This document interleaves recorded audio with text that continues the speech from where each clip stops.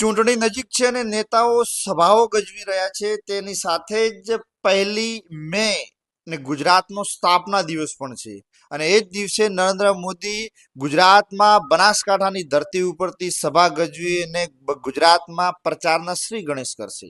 તે વચ્ચે જ નેતાઓ એકબીજા ઉપર આરોપ પ્રત્યારોપો કરી રહ્યા છે. ત્યારે બનાસકાંઠા જિલ્લાના કોંગ્રેસના ઉમેદવાર જ્ઞાનીબેન ઠાકોરે ફરીવાર નામ લીધા વગર કહ્યું કે મને જિલ્લાના અગ્રણીઓ દ્વારા કહેવામાં આવ્યું હતું કે તમે ચૂંટણી લડો, કારણ કે જેનાથી આખો બનાસકાંઠા જિલ્લો ડરે છે તેના સામે તમારે ચૂંટણી લડવી પડશે, કારણ કે તમે અનુભવી નેતા છો, એટલે હું ચૂંટણી લડવા માટે તૈયાર થઈ છું.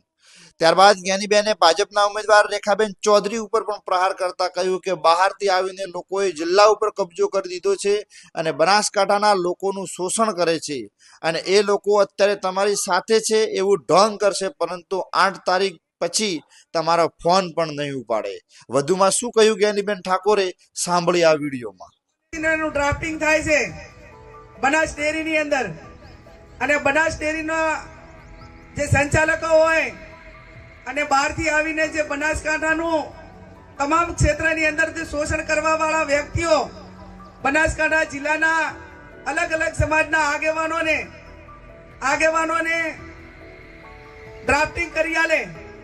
પ્રજાપતિ સમાજને કેવું બોલવું, દલિત સમાજને કેવું બોલવું, બ્રાહ્મણ સમાજને કેવું બોલવું, ઠાકોર સમાજને કેવું બોલવું, એ તમામ બોલવા વાળાઓને મારી 2 હાથ જોડીને વિનંતી છે કે જ્યાં તમે જે વિચારધારા સાથે બેઠા છો ને એ વિચારધારામાં તમે જે શબ્દો બોલો છો એ શબ્દમાં કેટલું તથ્ય છે અને તમને ખાલી બોલવા પૂરતા આગળ કર્યા છે. 8મી તારીખે તમે બોલવા વાળાના સામે વાળા તમારો કોઈ ફોન પણ ઉપાડવાના નથી. આટલું ધ્યાનમાં રાખીને ચૂકવી ગયા ને, એટલે પૈસાથી લોકશાહી ખરીદી શકાતી નથી. સંસાધનો વ્યવસ્થાઓ હોય પણ એનાથી પ્રજાને ખરીદવા માટેની કોઈ તાકાત નથી.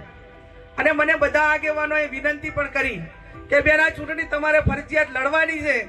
પરંતુ લડાવવા માટેનું કારણ શું કે જેનાથી આખો જિલ્લો બનાસકાંઠા બીએ છે એની સામે ચૂંટણી લડવાનો સૌથી વધારે અનુભવ તમને છે, એટલા માટે કરીને આ તમારી ચૂંટણી લડવાની.